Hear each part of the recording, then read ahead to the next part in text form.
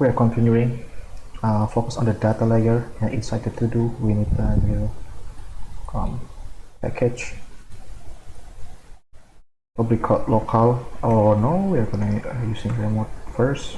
We're not going for the local database for now, and then probably use this as a module. And then inside the API we need inside the remote package API also we need to add the DTO. It's a model for the response request. Let's go for this app. Need to add interface and then to do API.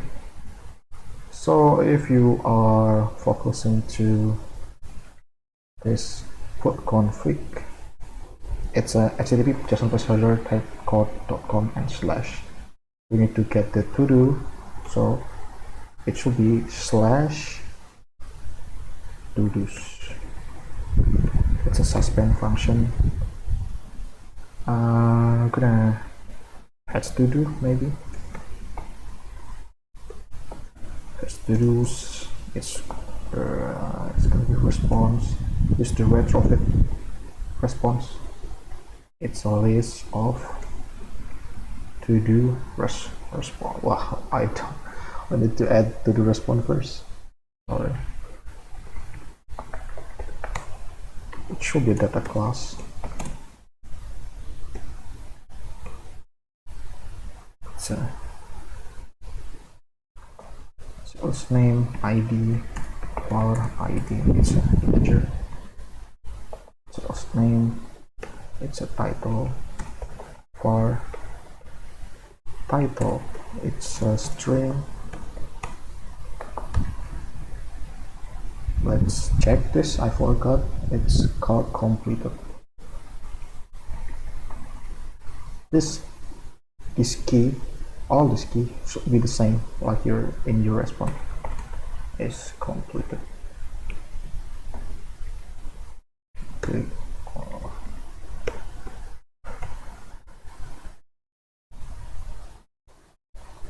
What, I'm missing something? Oh, this type is boolean.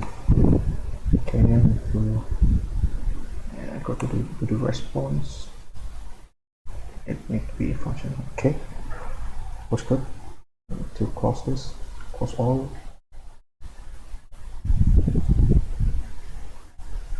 And after that, we need to add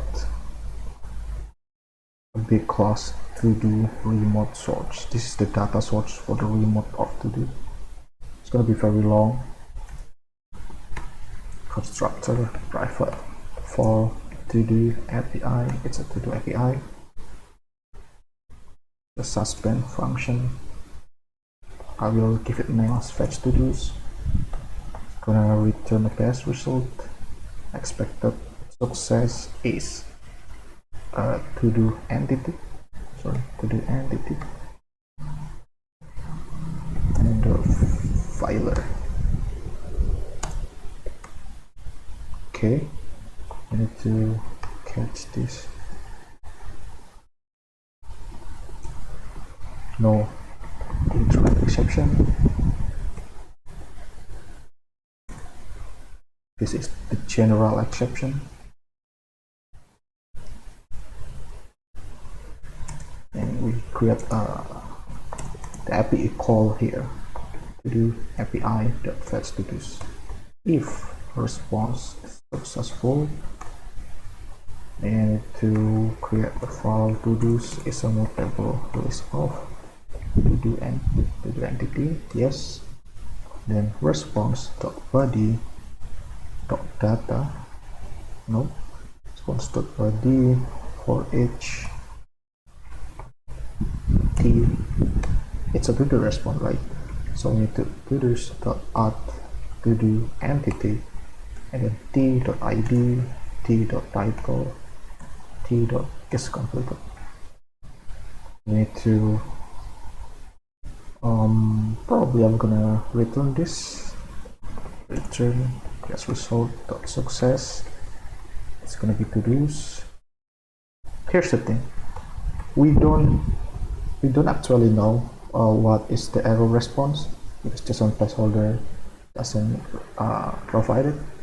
I'm gonna use the dummy error, I think, the best result error.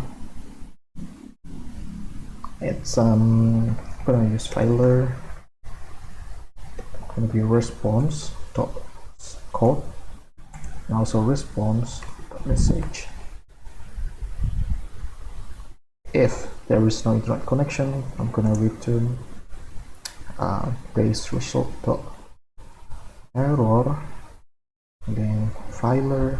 The code of no internet connection is 0 for me. It's up to you actually, but I'm gonna use 0. And then for the general exception, I'm gonna use this as -1. This is a message dot toString. Okay, I think it's okay for now. We need to move to the next part.